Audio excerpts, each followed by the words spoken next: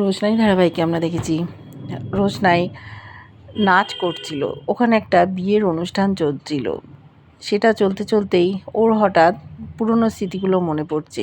আরণ্যকের মুখটা দেখতে পাচ্ছে, যখন সিঁদুর পরিয়ে দিয়েছে ওর মনে হলো যে আরণ্যক ওকে সিঁদুর পরিয়ে দিল। চিৎকার করে উঠেছে আরণ্যক, বলে অজ্ঞান হয়ে গেছে। ওকে সুস্থ করার চেষ্টা করছে সাধু বাবারা। এদিকে রঞ্জন প্রসাদজি আবার নাচের জগতে ফিরতে চান। ওর ভাই অঞ্জন প্রসাদ ওর নামটা নিয়ে চতুর্দিকে কাঁপিয়ে বেড়াচ্ছে। এটা হতে দিতে পারা যায় না। ওর জন্যই সুদর্শনা মৃত্যুর মুখে পতিত হয়েছে।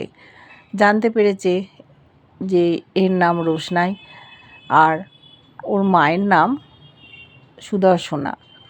আশ্রমের সাধু বাবা নাম দিয়েছে রোশনাইয়ের নয়নতারা। ও নয়নতারা হয়েই থেকে যেতে চায়, যে রোশনাই সবার জীবন থেকে মুছে গেছে। ওদিকে গরিমা চিৎকার করতে করতে চ্যাটার্জি পরিবারে এসছে।